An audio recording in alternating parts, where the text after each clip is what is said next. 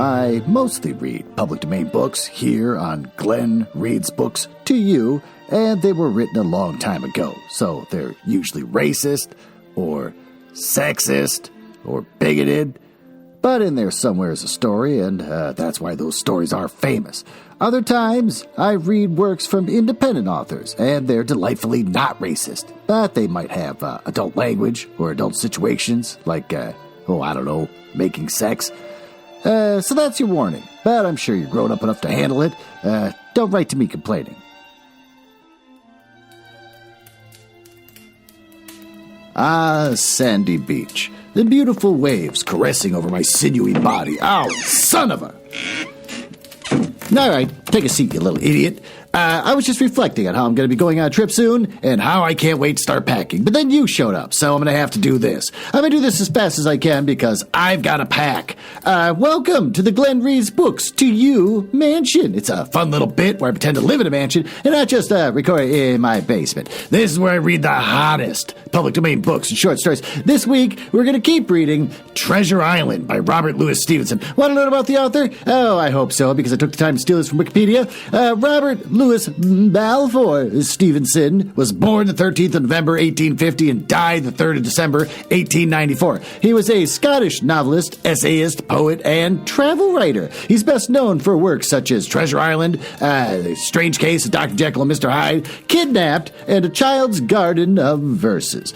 Born and educated in Edinburgh, Stevenson suffered from serious bronchial trouble for much of his life, but continued to write prolifically and travel widely. In defiance of his poor health, he settled in Samoa, where, alarmed at increasing European and American influence in the South Sea Islands, his writing turned from romance and adventure fiction toward a darker realism. He died of a stroke in his island home in 1894 at the age of 44. Want to hear some fun facts, that I stole from mentalfloss.com?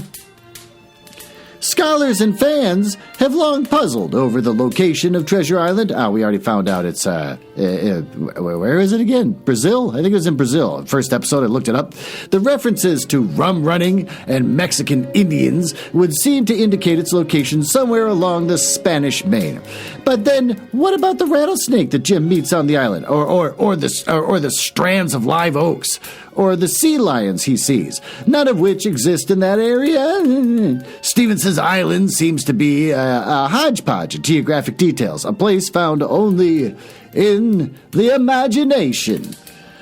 There are more than 50 film and TV adaptations, from silent films to the Muppets. There have been numerous cinematic takes on Stevenson's classic. Orson Welles, really? Charlton Heston, I know about that one. Tim Curry and Anthony Quinn are among those who have filled the role of Long John Silver. Check out the 1990 made-for-TV version starring Heston and directed by his son, Fraser. He named his son Fraser. What the heck's wrong with Heston? Yeah, Heston starts out as kind of your average everyman, then just turns into a gun-toting weirdo who does a little nepotism, gets his son to direct a made-for-TV movie in 1990. Also, he named his son Fraser to see a young Christian Bale, as Jim Hawkins. Well, maybe I'll go see that. Christian Bale is a fine young man. Do I got anything else for the grandfather clock goes off telling me to shut up and start reading the story? No. I'm going on a trip. Oh, thank God. Okay, well, with that, why don't we go down to the library and continue reading this book.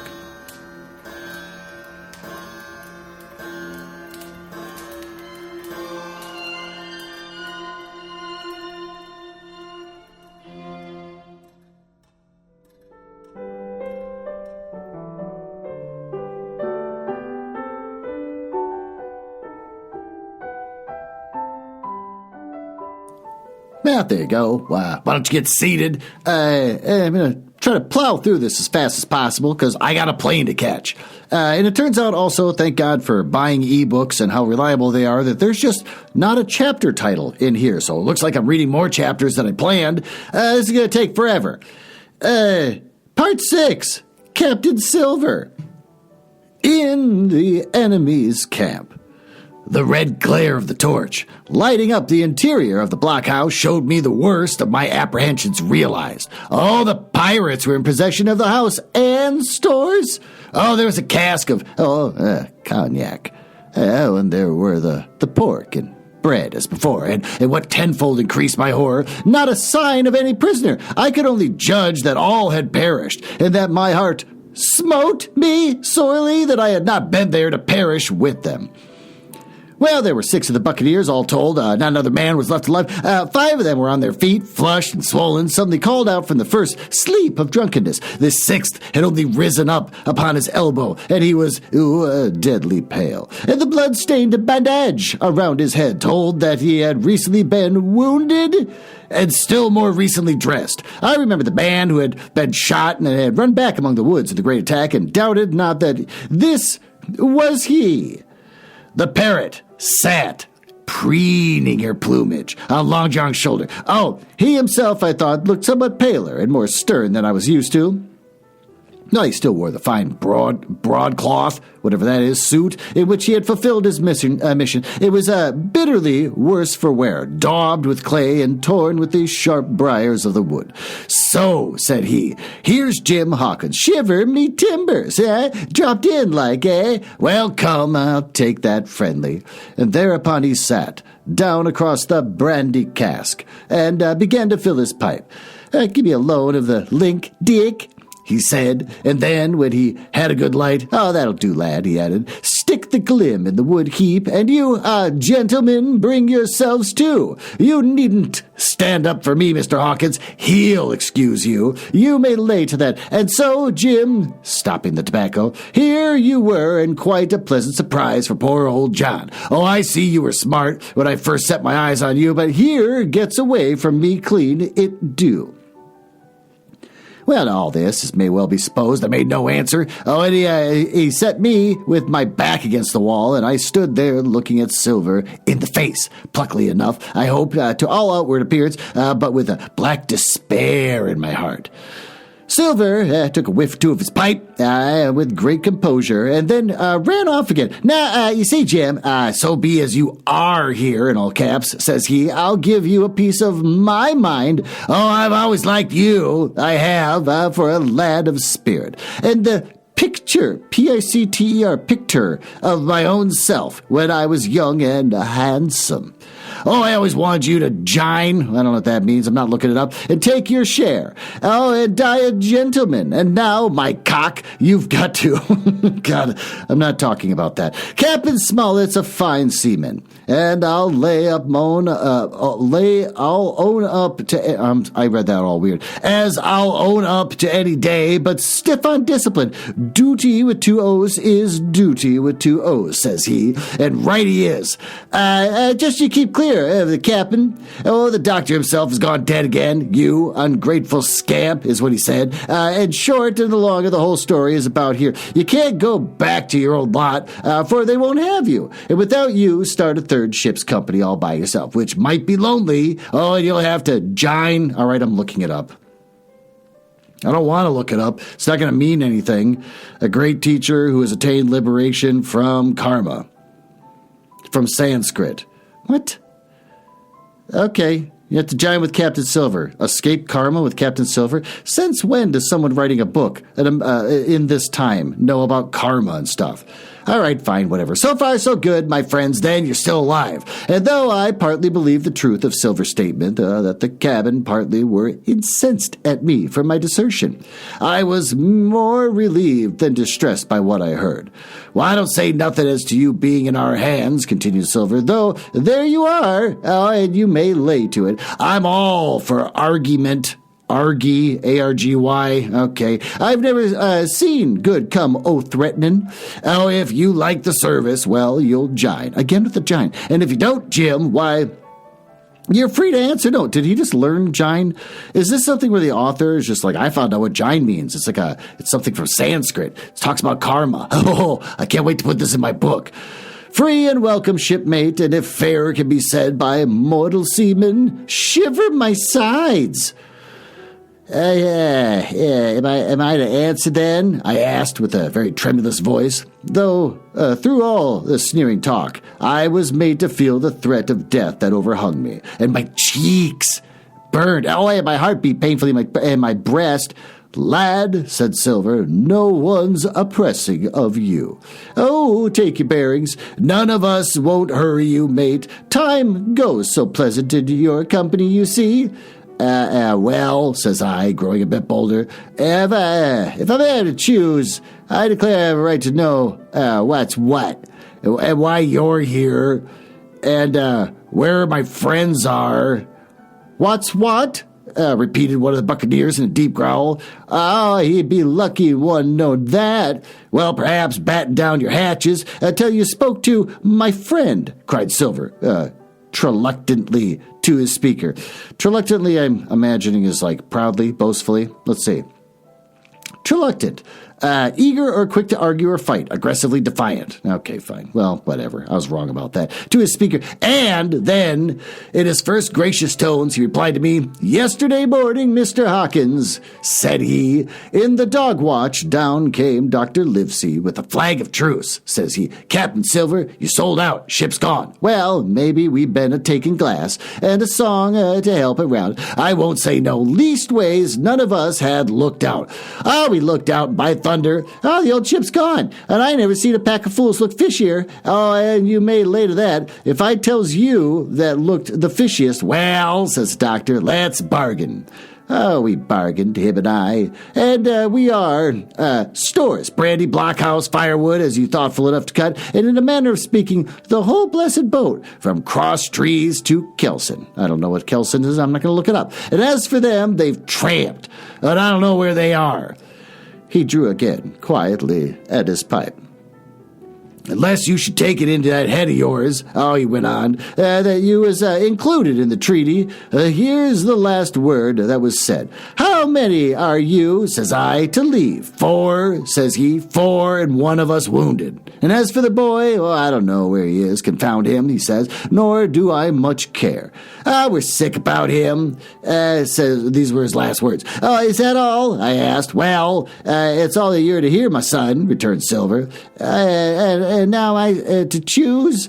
Oh, and now you are to choose. And you may lay to that, said Silver. Well, said I, I'm not such a fool, but I know pretty well what I have to look for. Let the worst come to the worst. It's little I care. I've seen so many die since I fell with you. But here's a thing or two I have to tell you, he said. And by this time, I was quite excited. And the first of this, here you are, in a bad way, ship lost. Treasure, lost. Men, lost. All your whole business gone to wreck. And if you want to know who did it, it was I.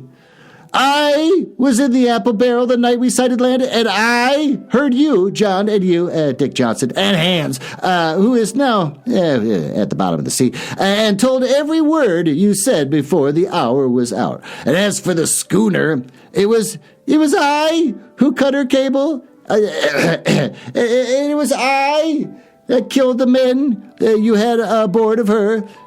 What? Okay. And it was I who brought her where you'll never see her more. Oh, not one of you. What is just around the other side of the island? The laugh's on my side, and I've had to top this business from the first. I no more fear you than I don't know, fear fly. Kill me, if you please, or spare me. But one thing I'll say, and no more, if you spare me, bygones are bygones. And when you fellows are in court for piracy, I will save you all I can. It is for you to choose. Kill another and do yourselves no good, or spare me and keep a witness to save you from the gallows. I stopped, for I tell you, I was out of breath. And to my wonder, not a man of them moved, but all sat staring at me like as many sheep. And while they were all staring, I broke out again. And now, Mr. Silver, I said, I believe you're the best man here. And if things go to the worst, I'll take it kind of you to let the doctor know the way I took it. Well, I'll bear it in mind, said Silver, with an accent so curious that I could not, for the life of me, decide whether he were laughing at my request or had been favorably affected by my courage. Now, I'll put one to that, cried the old mahogany-faced seaman. Morgan by name. who I had seen in Long John's public house on the quays, not days, of Bristol, and it was him that knowed Black Dog. Well, let's see here, added the cook. I'll put another again into that, by thunder. For it was the same boy that faked the chart from Billy Bones, first and last. Oh, we split upon Jim Hawkins. Well, there he goes, said Morgan with an oath, and he sprang up, drawing his knife, as if he had been 20. Avast there, said Silver. Who are you, Tom Morgan? Maybe you thought you was captain here, perhaps. By the powers, I'll teach you better. Cross me, and you'll go where many a good man's gone before you, first and last. Oh, these 30 years back, some of them, he's only 30? Some of them, yard arm, oh, shiver my timbers, and some of by the board, and all feed the fishes. There's never a man looked me between the eyes and seen a good day afterwards. Tom Morgan, you may lay to that. Morgan paused, but a hoarse murmur rose from the others. Tom's right, said one. I stood hazy long enough from one, added another. I'll be hanged if I'll be hazed by you, John Silver. Did you gentlemen want to have it out with me? Roared Silver, bending far forward from his position on the keg, with his pipe still glowing in his right hand. Put a name on where you're at. You ain't dumb, I reckon. Him that wants shall get it, and I have lived many years, apparently 30, and a son of a rum-punching cock, and his hat athwart my hoss at the latter end of it. You know why you're all gentlemen of fortune by your account. Well, I'm ready. Take a cutlass from him that dares, and I'll see the color of his inside, crutch and all, before that pipe's empty. Well, not a man stirred, not a man answered. That's your sort, is it? He added, returning his pipe to his mouth. Well, you're a gay lot to look at, anyway. Not much worth the fight, you ain't. Oh, God. It's supposed to be perhaps, but it's P''R''apps. Perhaps. You can understand King George's English. I am capping here by election. I guess it's just apostrophe election. And I'm capping here because I'm the best man by a long sea mile. Oh, you won't fight as a gentleman of fortune should. Then by thunder you'll obey. Oh, you may lay into it. I like that boy now. I never seen a better boy than that. There's more a man than any pair of rats of you in this there house. Then what I say is this. Let me see him that'll lay a hand on him, and that's what I say, and you may lay to it. Well, there's a long pause after this. I stood straight up against the wall, my heart still going like a sledgehammer. yeah, it's kind of fun. But by a ray of hope now shining in my bosom, Silver leant back against the wall, his arms crossed, his pipe in the corner of his mouth, as calm as though he had been in church. Yet his eye kept wandering furtively. Oh, and he kept the tail of it on his unruly followers. They, on their part, drew gradually together toward the far end of the blockhouse, and the low hiss of their whispering sounded in my ear continuously, like a stream. One after another, they would look up, and the red light of the torch would fall for a second on their nervous faces. Oh, but it was not toward me. It was toward Silver that they turned their eyes. You seem to have a lot to say, remarked Silver, spitting far into the air.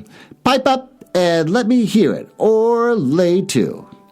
Ax, A-X, your pardon, sir, returned one of the men. You're pretty free with some of the rules. Maybe you'll kindly keep an eye upon the rest. This crew is dissatisfied, and the crew don't valley bullying a maulin' spike. Oh, yeah, this crew has got rights like other crews, and I'll make free to that. And by your own rules, I'll take it. Oh, we can talk together. I ax your pardon, sir, acknowledging you for captaining at the present, but I claim my right and step outside for counsel. And with an elaborate sea salute, this fellow, a long, ill-looking, yellowed man of 55, stepped coolly toward the door and disappeared out of the house, one after another, and the rest followed his example, and each making a salute as he passed, each adding some apology. According to the rules, said one, forecastle counsel, said Morgan, and so, with one remark or another, all marched out and left Silver and me alone with the torch. The sea cook instantly removed his pipe. "Now, you look here, Jim Hawkins," he said in a steady whisper that was no more than audible. "You're within half a plank of death. That's a long sight worse of torture. They're going to throw me off, but you, Mark, I stand by you through thick and thin. I didn't mean to, not until you spoke up. I was about as desperate to lose that much blunt and be hanged in the bargain. But I see you was the right sort. I says to myself, you stand by Hawkins, John, and Hawkins will stand by you. You're his last card. And by the living thunder, John, he's yours. Back to back, says I. Oh, you save your witness, and he'll save your neck." I began to dimly understand. "You mean all's lost?" I asked. "Aye, by gum I do," he answered. "Ship's gone, neck's gone, and that's the size of it.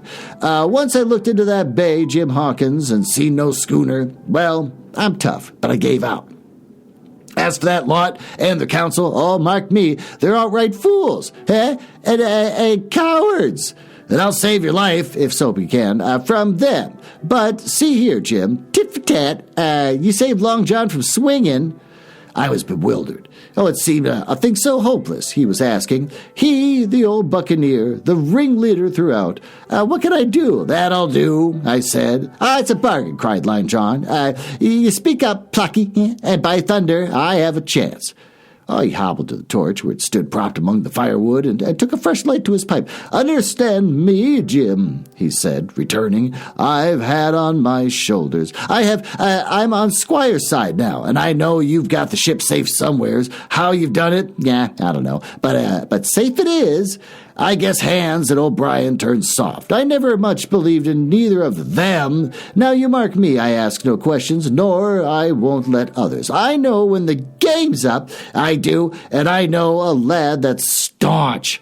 Oh, that's young. You and me might have done a power of good together." Well, I drew some cognac from the cask into a tin cannikin. All right, fine, what's a cannikin? It's just going to be like a canteen. It's an underground nuclear weapons test performed. "Oh, Kindle, you never let me down. Will you taste, messmate?" he asked. And when I had refused, "Well, I'll take a drain for myself, Jim," said he. "I need a caulker. Oh, and there's trouble on hand, and talking of trouble. Why, did that doctor give me the chart, Jim?"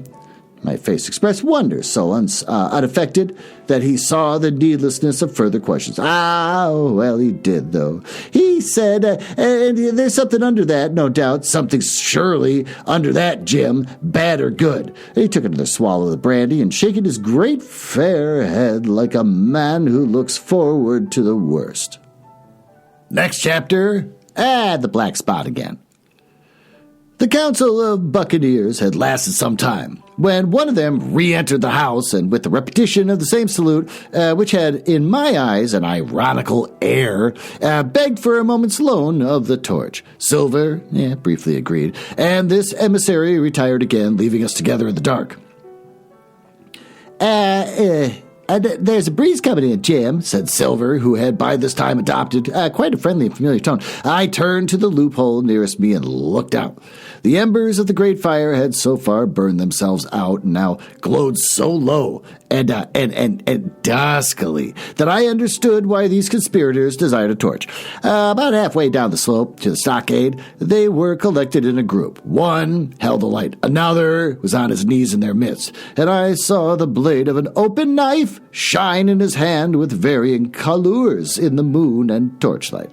The rest were all somewhat stupid, as though watching the maneuvers of the last. I could just make out that he had a book as well as a knife in his hand, and was still wondering how anything so incongruous had come into their possession when the kneeling figure rose once more to his feet, and the whole party began to move together toward the house.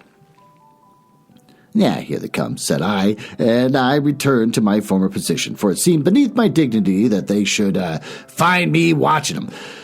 "Well, let him come, lad, let him come," said Silver cheerily. "I've still a shot in my locker." What, you got like a bullet? Whatever. The door opened, and the 5 men standing huddled together just inside pushed one of their number forward. In any of the other circumstances, It would have been comical, huh? To see Slow advance, hesitating as he set down each foot, but holding his closed right hand in front of him. "Step up, lad," cried Silver. "I won't eat you. Hand it over, lubber. Oh, I know the rules, I do. I won't hurt a deputation." Thus encouraged, the Buccaneer stepped forth, and more briskly, and having passed something to Silver from hand to hand, slipped yet more smartly back again to his companions. The sea cook looked at what had been given to him. "The black spot. I thought so," he observed. "Oh, where might have you got the paper? Why, hello, look here now. This ain't lucky. You gone and cut out the Bible. What fool's cut a Bible?" "Ah, there," said Morgan, "there. What did I say? No good'll come of that, I said." "Well, you have about fixed it now among you," continued Silver. "You all swing now, I reckon. What soft-headed lubber had a Bible?" "That was Dick," said one. "Dick, was it? Then Dick can get to prayers," said Silver. "He's seen his slice of luck, has Dick, and you may lay to that." But here the long man with the yellow eyes stuck in. "Belay that talk, John Silver," he said. "The crew has tipped you to the black spot in full council. As in duty with 2 O's bound, just as you turn it over, as in duty bound, and see what's wrote there, when you can talk." "Thank you, George," replied the sea cook. He always was brisk for business, and has the rules by heart. "George, as I'm pleased to see, well, what is it anyway? Deposed. Is that it? Very pretty wrote, to be sure. Like print, I swear. Your hand, right, George. Why, you're getting quite a lading man on this crew here. You'll be capping next. I shouldn't wonder. Just oblige me with that torch again, will you? This pipe won't draw." "Come now," said George. "You don't fool this crew no more. You're a funny man, by your account, but you're over now, and you'll be, maybe a step down off that barrel to help vote." "I thought you said you knowed the rules," returned Silver contemptuously. "Leastways, if you don't, I do, and I wait here. And I'm still your captain, mind. You till you outs with your grievances, and I reply. In the meantime, your black spot ain't worth a biscuit. And after that, we'll see." "Burp. Oh," replied George. "You won't be under no kind of apprehension. We're, in all caps, all square. We are. First, you've made a hash of this cruise. And you'll be a bold man to say no to that. Second, you won't let the enemy out this here trap for nothing. Why, what do they want? I don't know. But it's pretty plain they wanted it. Third, you won't want to let us go at them upon the march. We'll see you, though, John Silver. You want to play booty? That's what's wrong with you. And then fourth, there's this boy." "Is that all?" asked Silver quietly. "Well, enough to," retorted George. "We'll all swing and sun-dry for your bungling." Well, now, look here.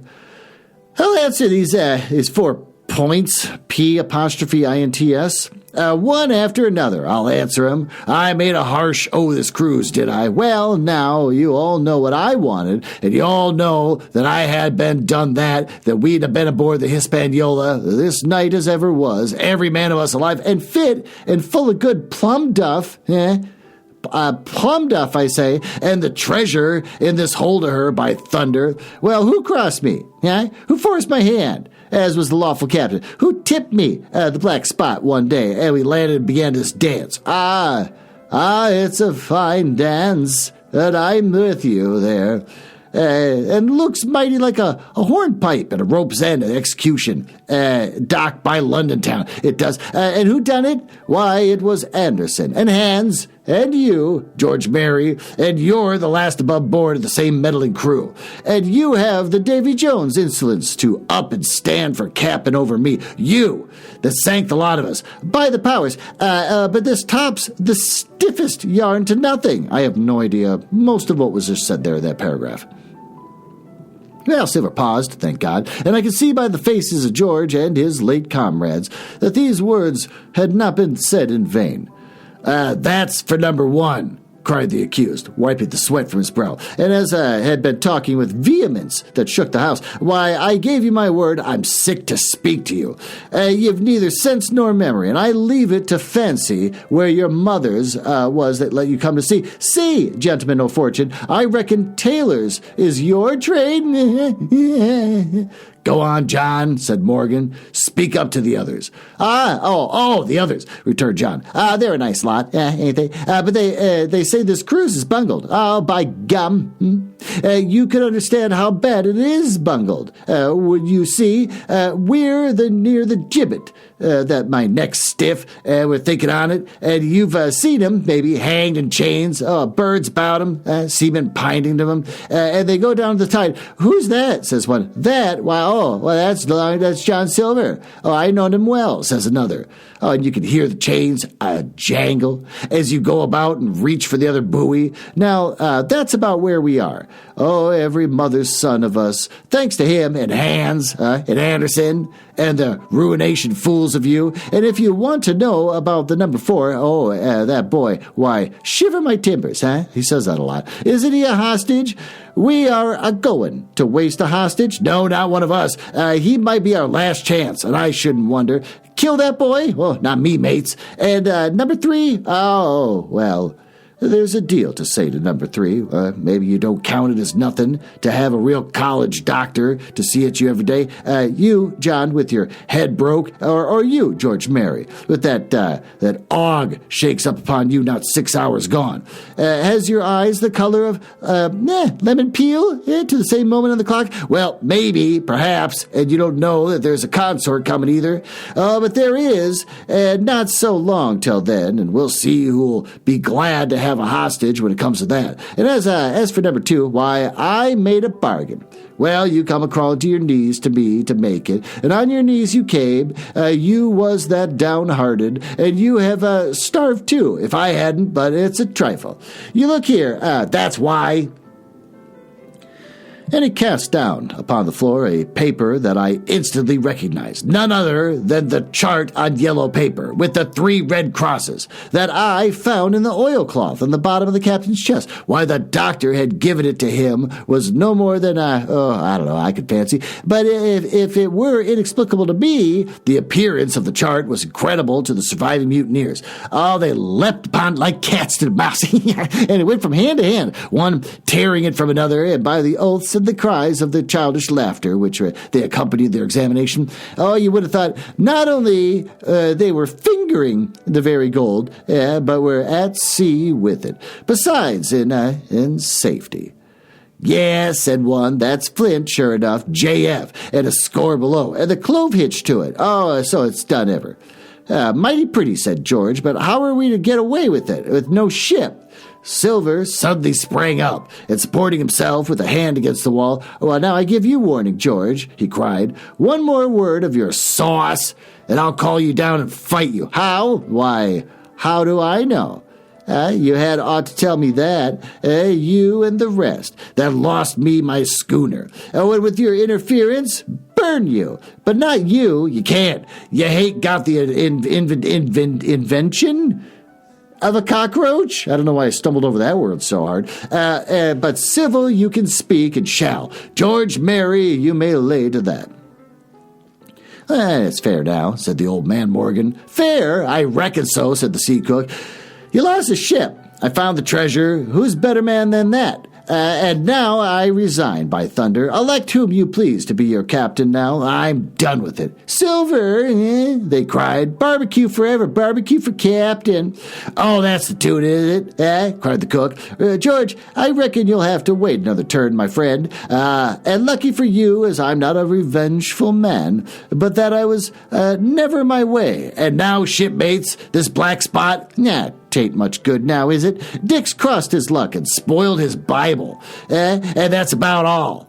It'll do to kiss the book it's still on, won't it? Growled Dick, who was evidently uneasy at the curse he had brought upon himself. Oh, a Bible with a bit cut out, returned Silver derisively. Not it. It don't bind no more in a ballad book. Don't it, though? Cried Dick with a sort of joy. Well, I reckon it's worth having to. Here, Jim, here's a curiosity for you, said Silver, as he tossed me the paper. and it was around about the size of the crown piece. One side was blank, for it had been the last leaf. The other contained a verse or two about Revelation, the words among the rest, which struck sharply home upon my mind: "Without are dogs and murderers." The printed side had been blackened with wood ash, which already had begun to come off and soil at my fingers, and on the blank side had been written with the same material the word "disposed." I have the curiosity beside me at this moment, but not a trace of writing now remains beyond a single scratch, such a man might make with a thumbnail. That was the end of the night's business. Soon after, with all drink all around, we lay down to sleep, and the outside of the Silver's vengeance was put to George Mary up for a sentinel and threatened him with death if he should prove unfaithful. It was long ere I could close an eye, and heaven knows I had matter enough for thought in the man whom I had slain that afternoon, and in my own most perilous position, and above all in the remarkable game I saw Silver now engaged upon, keeping the mutineers together with one hand and grasping with the other every means possible and impossible to make his peace and save his miserable life. Oh, he himself slept peacefully and snored aloud, yet my heart was sore for him, wicked as he was, to think on the perils that environed and the shameful gibbet that awaited him. Well, it seems like a good place to take a break. Why don't we get out of this stuffy library and go down to a nice, moist basement, where I can let you know about the latest upcoming books from Penguin Random House. Go on, get down there. I'll see you.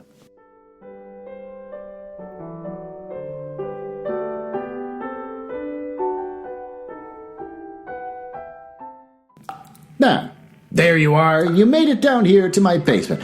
I've been decorating. Now I have an empty folding chair underneath the naked light bulb, and another folding chair over here where I play my guitar for you underneath this naked light bulb, and I have a rug between us, and I also have a small coffee table between us. Isn't that nice? I'm adding to the basement. I'm making it comfortable down here. A lot like the basement in that 70s show where a lot of fun kids hang out. I want to make this a fun place to hang out. As I tell you about the latest upcoming Penguin Random House book, The Human Body Coloring Book, The Ultimate Anatomy Study Guide, 2nd edition by just DK, the letters DK.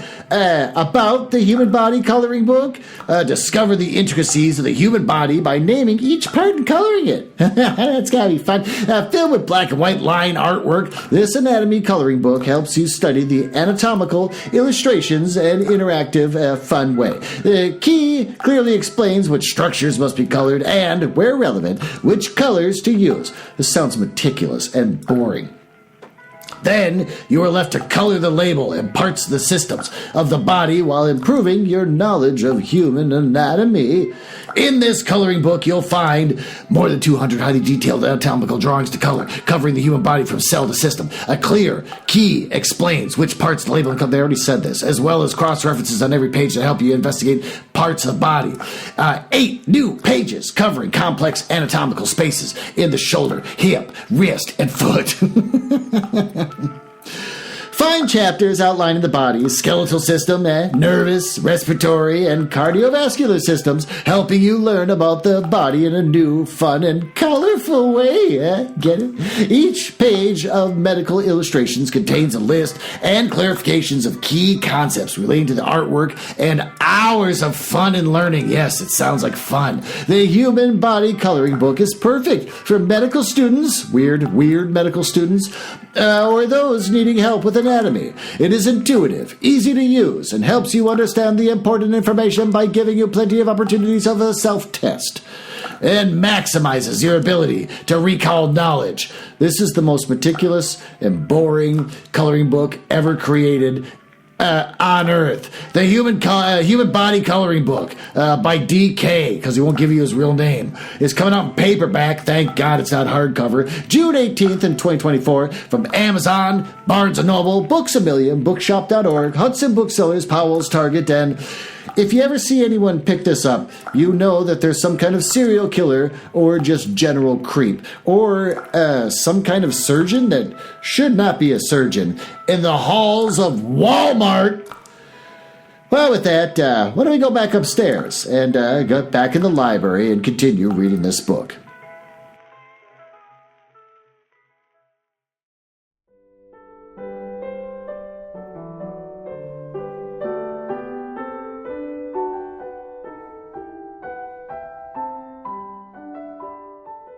Okay, get seated. We got to wrap this up. I got to get going. Next chapter, on parole. I was wakened. Indeed. Oh, we were all wakened, for I could see even the sentinel shake himself together from where he had fallen against the doorpost by a clear, hearty voice hailing us from the margin of the wood. Blockhouse ahoy! It cried. Here's the doctor.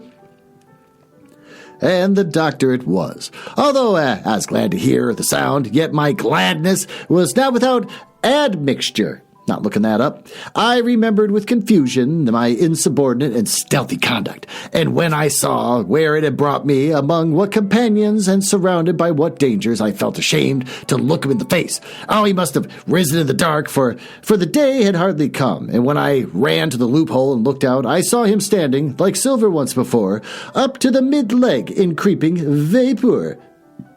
Burp. You, doctor, top of the morning, you, sir, cried Silver, broad awake and beaming with good nature in a moment. Bright and early, to be sure, and it's the early bird, as the saying goes, that gets the rations. George, shake up your timber, son, and help Dr. Livesey over the ship's side. All a-doing well, your patience was, all well and merry. And so he padded on, standing on the hilltop with his crutch under his elbow and one hand upon the side of the log house. Quite the old John in voice, manner, and expression. Well, we got quite a surprise for you, sir, he continued. We have a little stranger here. He! Exclamation point. He! Oh, a new boarder, N-O-O, boarder and lodger, sir, and looking fit and taut as a fiddle. Slept like a supercargo, don't know what any of this means, he did, right alongside of John. Stem to stem we was all night. Dr. Livesey was by this time across the stockade and pretty near the cook, and I could hear the alteration in his voice as he said, not Jim. What other tiny child is there on this island? And the very same Jim as ever was, says Silver. The doctor stopped outright, although he did not speak, and it was some seconds before he seemed able to move on. Well, well, he said at last, duty first and pleasure afterwards, as you might have said yourself, Silver. Let us overhaul these patients of yours. A moment afterward, he had entered the blockhouse and with one grim nod to me proceeded with his work among the sick. He seemed under no apprehension, though he must have known that his life among these treacherous demons depended on a hair, and he rattled to his patients as if he were paying an ordinary professional visit in a quiet English family. His manner, I suppose, reacted on men, for they behaved to him as if nothing had occurred, as if he were still a ship's doctor and they were still faithful hands before the mast. You doing well, my friend, he said to a fellow with a bandaged head, and if ever any person had a close shave, it was you, and your head must be as hard as iron. Well, George, how goes it? You're a pretty color, certainly. Your liver, man, is upside down. Did you take that medicine? Did he take that medicine, men?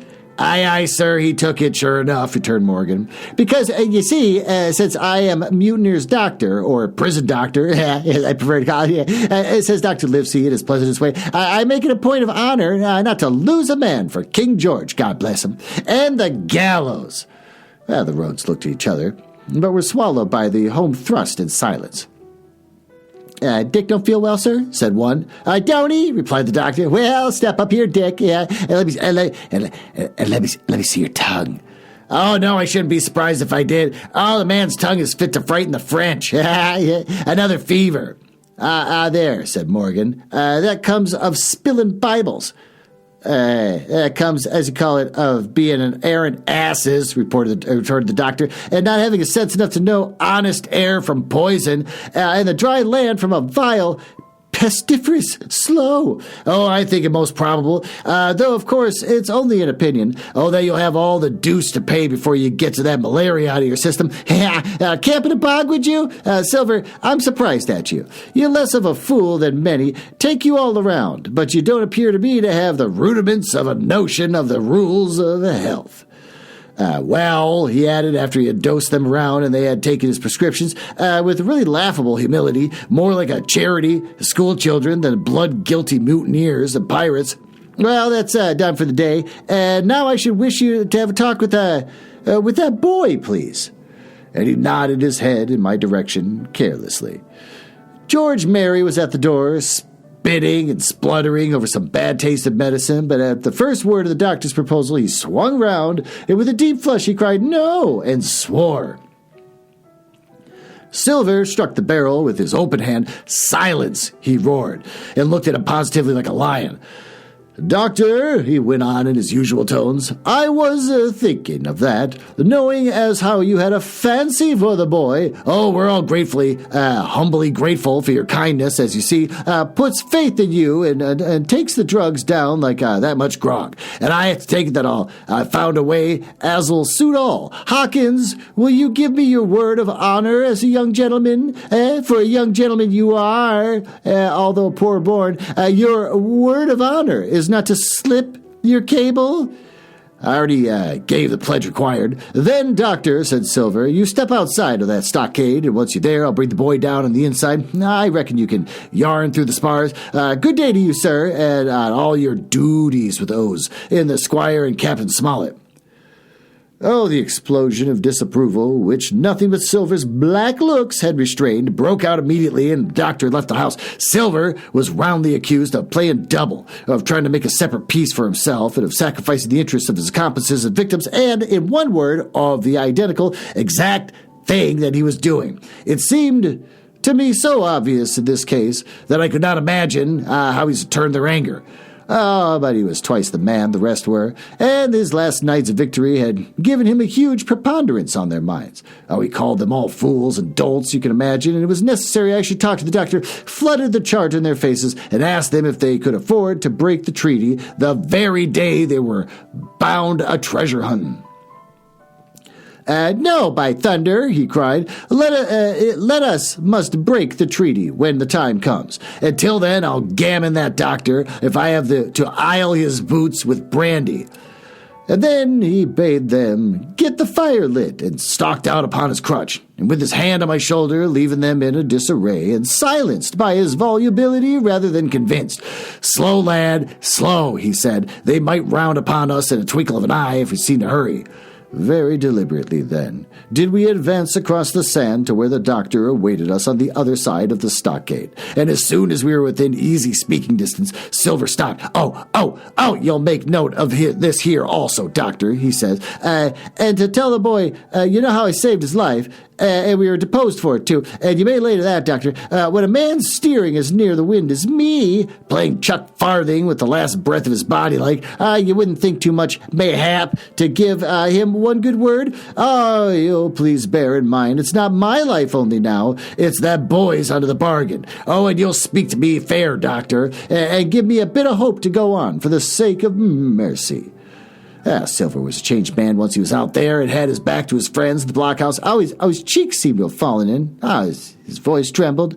Never was a soul more dead in earnest. "Why, John, you're not afraid?" asked Dr. Livesey. "Oh, doctor, I'm no coward. No, not I. Not so much." And he went up and snapped his fingers. "It's if I were to say it, but I'll own up fairly. I've the shakes upon me for the gallows, and you're a good man and true. I've never seen a better man, and you're not to forget what I've done good, not any more than you'll forget the bad. I know. And I step aside, see here, and leave you and Jim alone. And that you'll, I don't know, put that down for two, for it's a long stretch as that." So saying, he stepped back a little way, till he was out of earshot, and sat down upon the tree stump and began to whistle, spinning round now and again upon his seat as to command a sight, sometimes of me and the doctor, and sometimes of his unruly ruffians as they went to and fro in the sand between the fire, which they were busy rekindling, and the house from which they had brought forth pork and bread to make the breakfast. "So, Jim," said the doctor, sadly, "here you are, as you brewed. So shall you drink, my boy. Heaven knows I cannot find in my heart to blame you.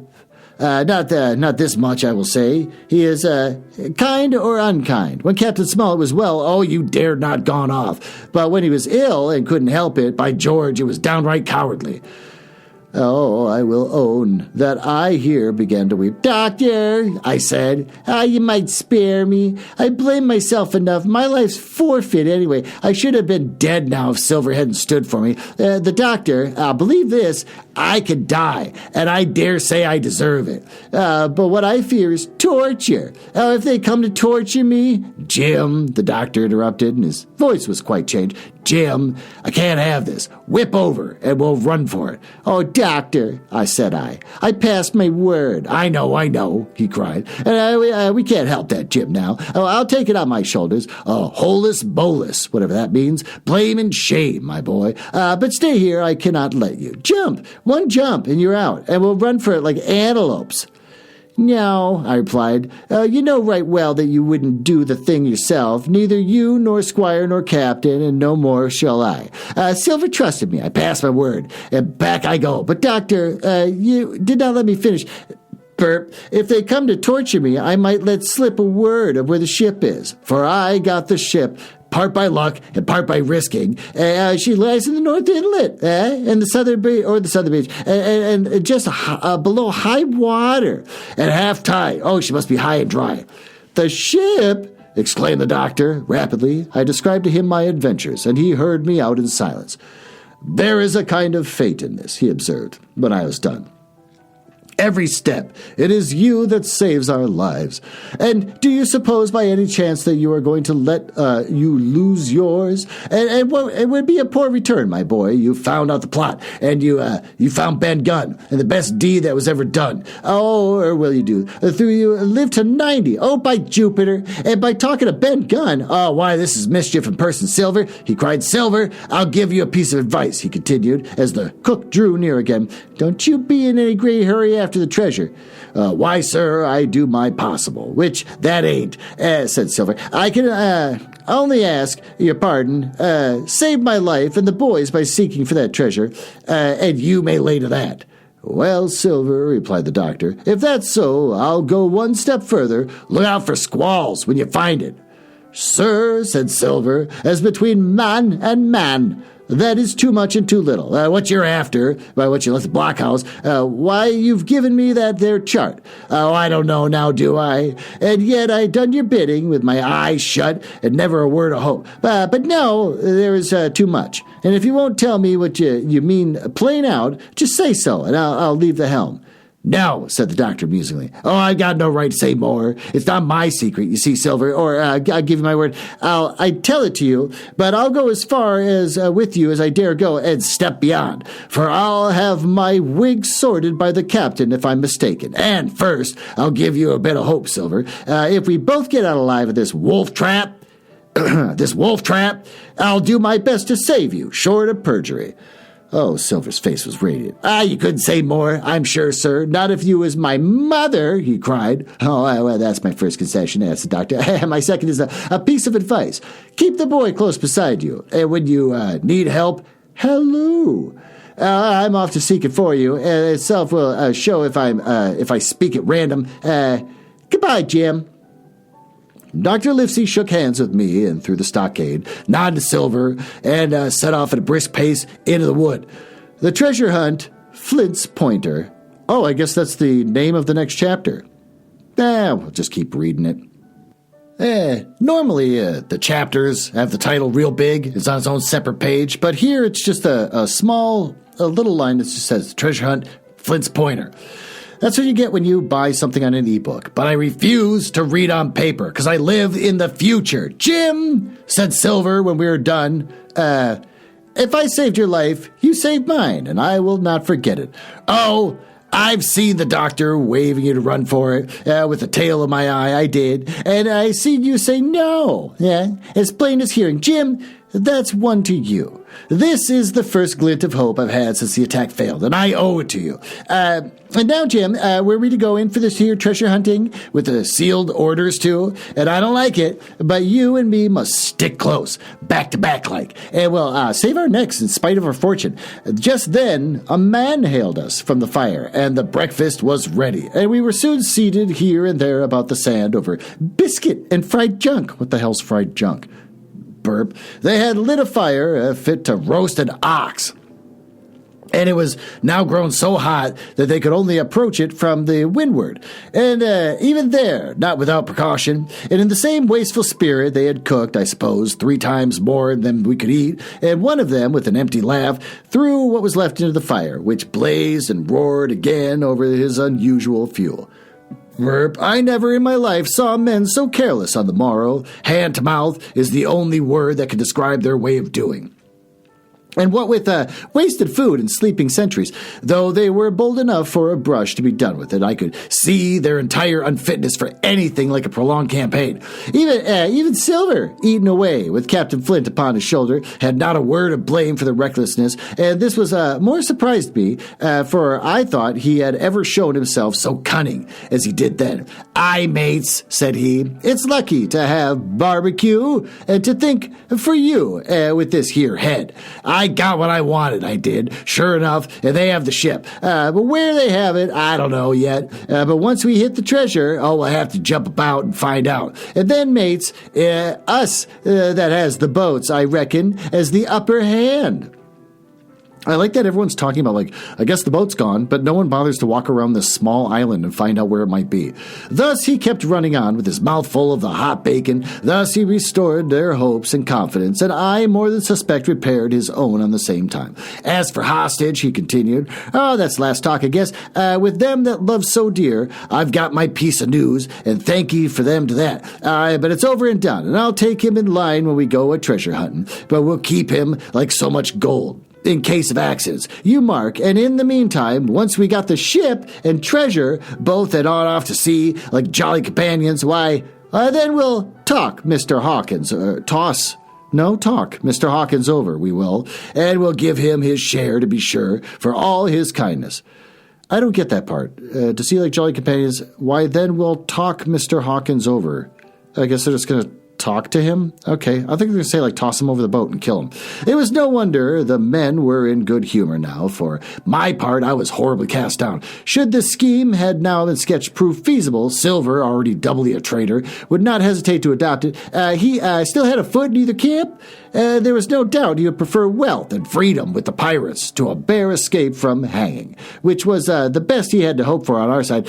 Nay, even if things so fell out that he was forced to keep his faith with Dr. Livesey, even then, what danger lay before us?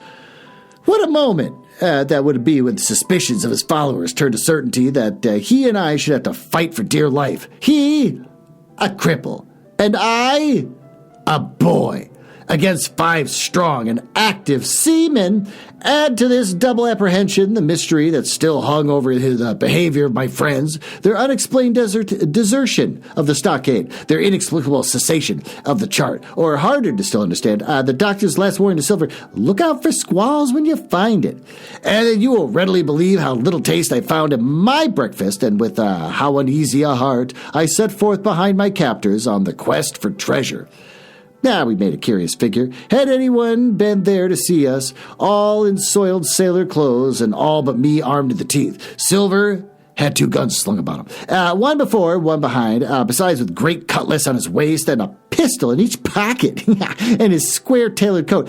To complete this strange appearance, Captain Flint sat perched upon his shoulder and gabbling odds and ends and purposely sea talk. I had a line about my waist and followed obediently after the sea cook, who held the loose end of the rope now in his free hand. Oh, it's like a prison thing, where when you're in prison and someone sells you for a pack of cigarettes, you got to put your hand in their back pocket and follow them around everywhere they go because you're owned by prison code. Now, between his powerful teeth, for all the world I was led like a dancing bear.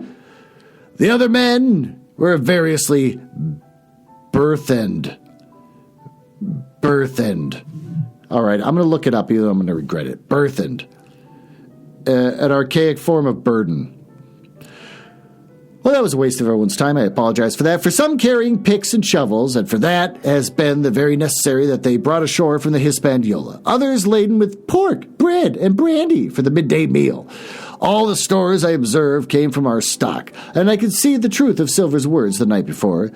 Had he not struck a bargain with the doctor, he and his mutineers, deserted by the ship, must have been driven to subsist on clear water and the proceeds of their hunting. Water would have been little to their taste. A sailor is not usually a good shot, and besides all that, when they were so short of edibles, it was not likely that they would be very flush with powder.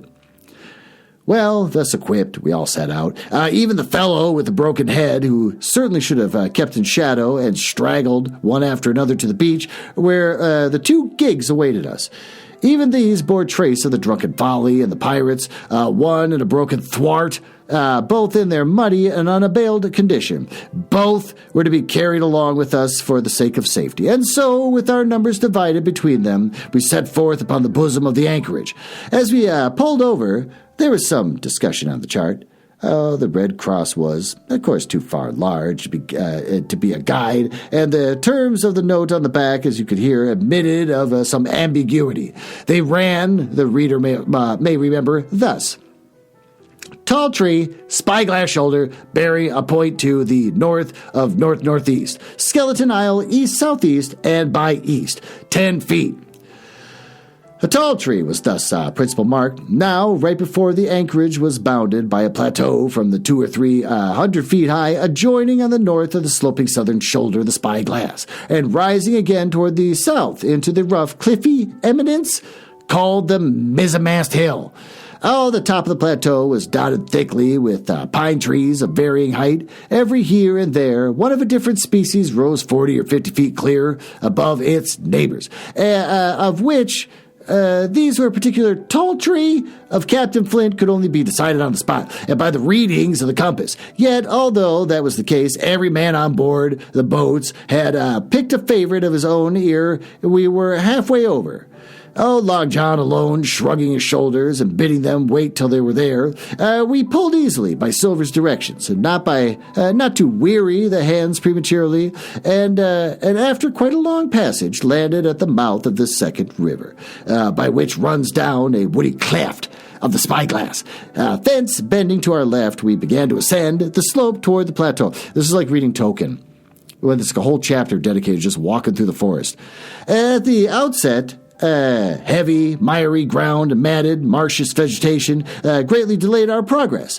But by little and little, the hill began to steepen. Yeah, that's like reading Tolkien. And become stony underfoot. Yeah, it's just like reading Tolkien. And the wood to change its character, to grow in a more open order. It was indeed a most pleasant portion of the island that we were now approaching. A heavy scented broom and many flowering shrubs had almost taken the place of grass.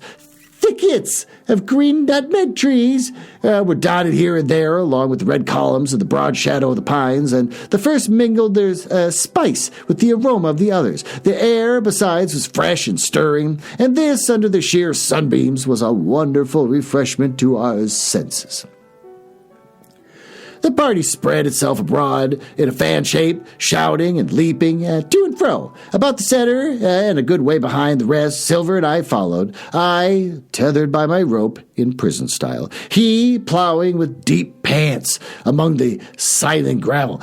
From time to time, indeed, I had to lend him a hand, or he must have missed his footing and fallen backward down the hill. We had thus proceeded for about, half a mile, and were approaching the brow of the plateau, when the man upon farthest left began to cry aloud, as if in terror.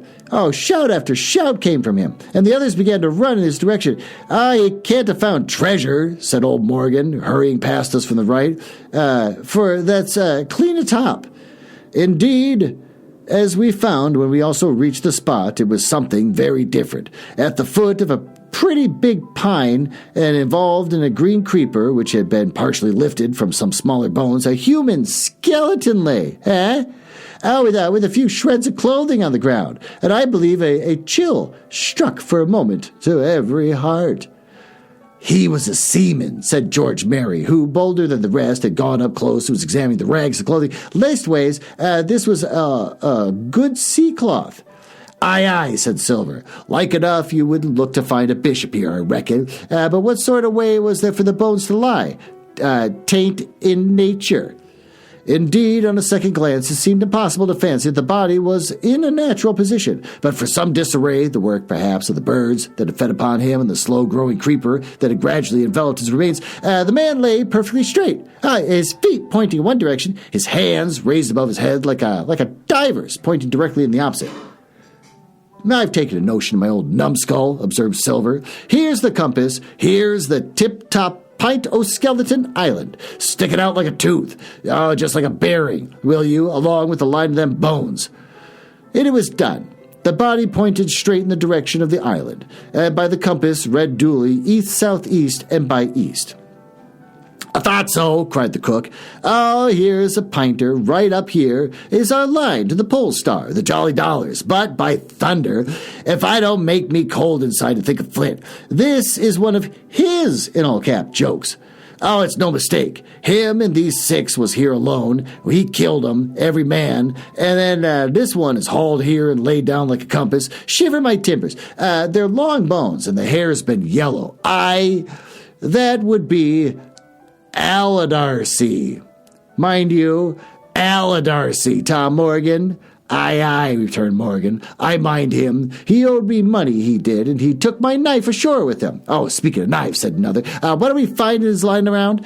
Flint warned the man to pick the seaman's pocket, and the birds, I guess, would leave it be. By the powers, and that's true, cried Silver. Oh, there ain't a thing left here, said Mary, still feeling around among the bones. Not a copper doit, nor a bassy box, and I don't look natural to me. No, by gum, it don't, agreed Silver. Not natural, nor not nice, says you. Great guns, messmates, but if Flint was living, this would be a hot spot for you and me. 6 they were, and 6 are we, and bones is what they are now. I saw him dead there with these deadlights, said Morgan. Billy took me in. There he laid with penny pieces on his eyes. Dead. Aye, sure enough, he's dead, and he's gone now. And the fellow with the bandage. But if he ever spirit walked in, it would be Flint's dear heart. But he died bad, did Flint. Aye, he did. Oh my God, they're just sitting here talking about, like, he's dead. Isn't that weird? He's dead. Aye, he's dead, observed another. And now he raged, and now he hollered for the rum, and now he sang 15 men, it was only songs, mates, and I tell you true, I never rightly liked to hear it since. Oh, yeah. Hey, it was a main hot. And the windy was open, and I hear that old song coming out clear as clear, the death hall on the man already. Come, said Silver. Stow this talk. He's dead. I know, we know. And don't walk, as I know, leastways. He won't walk by day, and you may lay to that. Care a cat killed. Fetch ahead for the doubloons.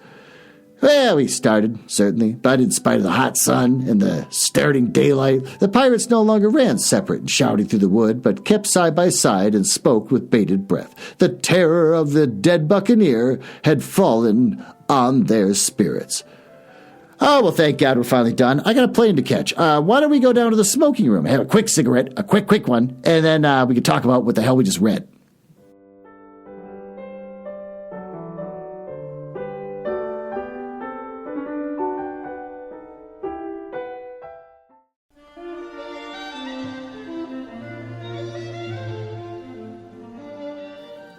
All right, I'm coming. All right, I'm here. While you were coming down to the smoking room, I was trying to take a second to pack a few things, since you're taking up all my time. 90% of packing for a trip... Oh, damn, it's my wife's birds. 90% of packing for a trip is just trying to get the right cords for your phone and whatever else. What do we learn here? Go ahead. Yeah, the baboon skull on the table. Take the top off. Yep, cigarettes. There you go. Go ahead, pick one. Pirates are unreliable. They don't ration any food. They drink all the time. When it comes to fighting, they're just drunk all the time, so they die a lot. Jim learned that when he stumbled on these idiots in the middle of a mutiny among themselves. Jim weirdly decides to stick with Silver, even when Livesey is telling him to come back to their camp. Because he's trying to be an honorable person, and he thinks that somehow maybe Silver's kind of turned a corner, like in the desperation that he realizes he's losing all power with everyone, that the least he can do is try to save his hide when he gets back to land. The pirates are weirdly still scared of God. which is kind of surprising, I guess, but probably not surprising because they face the dangers on the sea, and their only way of having any feeling of control is just to rely on superstition, which seems nice. But thanks to the drinking, they don't think things through, and when they're giving Silver the black spot on a ripped-out piece of Bible, they kind of wonder, like, is their Bible still any good? Do we just curse ourselves? So... idiots. They're just constantly idiots. Plus, they're cooking all their food. They just, like, cook all of it. Like, we're stuck on this island. We don't know where the boat is. We're too lazy to wander around the island and see if we can find it. We don't know where the boat is. But why don't we just cook all of our food at once? So are pirates smart? Nope. Are they as charming as they started out in the beginning of this book? Not really. Yeah, they're just dumb and violent. Only Silver still seems to hold on to his charm, and how he treats Jim. But for some reason, Jim still seems to be identifying with them on some level, and I guess we'll see how that turns out in the next episode. Well, with that, thanks for listening, and I'll see you when I come back from my trip.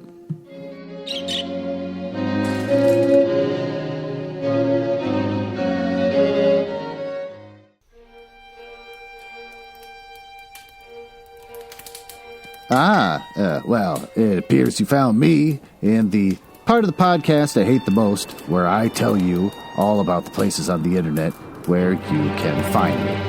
You can tell I hate this because of the sound effects making it sound like a stormy night in the drawing room of the damned. Now, there's that. Are you cool? I like cool people. It's the reason why I got involved in this business to begin with, just to meet cool people. Not losers. So if you're cool, feel free to go over to my website, nuzzlehouse.com. But if you go there, you get to hear some of the other stuff that I and my wife work on, like the Radio Mystery Theater show, where we try to recreate the same show that used to be on in the 70s, but they don't make any episodes anymore. So we make our own, and we just steal all their commercials. And also Just Stay in the Curious Mind. We made a Christmas album. If you go to our link tree, you can see that we made a Christmas album. It's the first thing we did after getting married, which I think everyone should do when they get married, is start talking about the Christmas album they're going to make. And we're working on a new show where we give relationship advice by reading paranormal smut.